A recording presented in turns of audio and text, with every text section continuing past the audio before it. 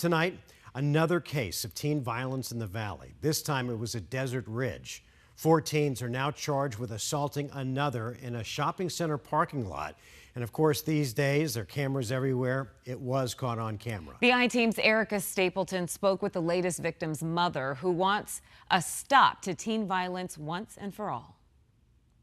If this case sounds like other stories we've reported over the past few years, that's because it is. Teen violence is a chronic issue in the Valley and can affect any family. We obtained video from the latest attack and a warning. Some of what we'll show you is hard to watch. A mom on her way to pick up her 15-year-old son from Desert Ridge Marketplace. I was luckily already en route When things took a bad turn. It's the cops! Get the off of him! A group of 4 other teens attacking her son. Stop! That's enough! While his friends try to help him. Held to the ground while he was kicked and hit repeatedly in his face. These kids did not stop on their own. It was stopped by other people.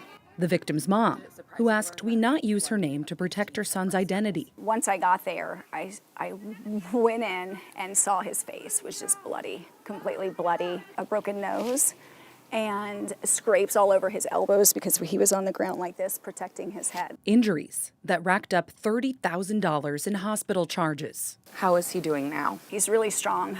Some days are better than others. He went to school the first day after this attack. That was extremely rough. Phoenix police confirm an attack happened on a Saturday night in early April. Court records indicate one of the victim's friends started recording the attack, later leading to the arrest of 4 teens, all charged with aggravated assault. 2 of the teens are also facing a weapons charge for having a gun when they were arrested weeks later. 3 of the teens are being charged in juvenile court, while the 4th is being charged as an adult. Court records show that teen already has a criminal history in juvenile court, and it was his parole officer who identified him in the video. Stop!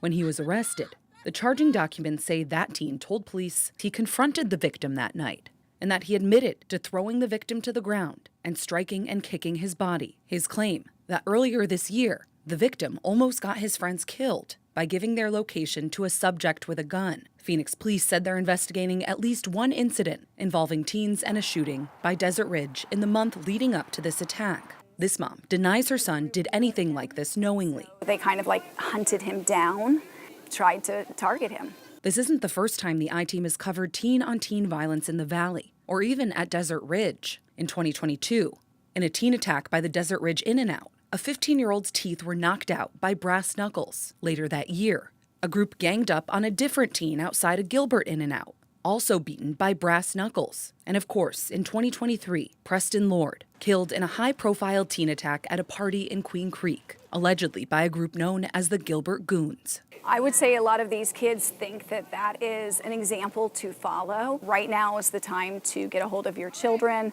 and to help them make better decisions for their lives, because you only get one shot at it. I spoke with the parents of the 3 teens charged in juvenile court, who all said they couldn't comment on this case while it's pending. The attorney representing the teen charged as an adult said she couldn't comment either. Why speak out? The reason that we are fighting this and making sure that justice is served is simply because I wouldn't be able to live with myself should this happen to someone else by the same group of kids.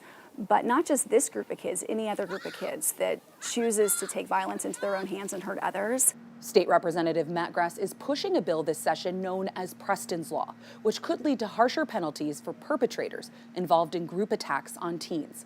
He said it passed the Senate earlier this week and needs to go back through the House before ultimately going to the governor's desk. Erica Stapleton, 12 News. Erica, thanks.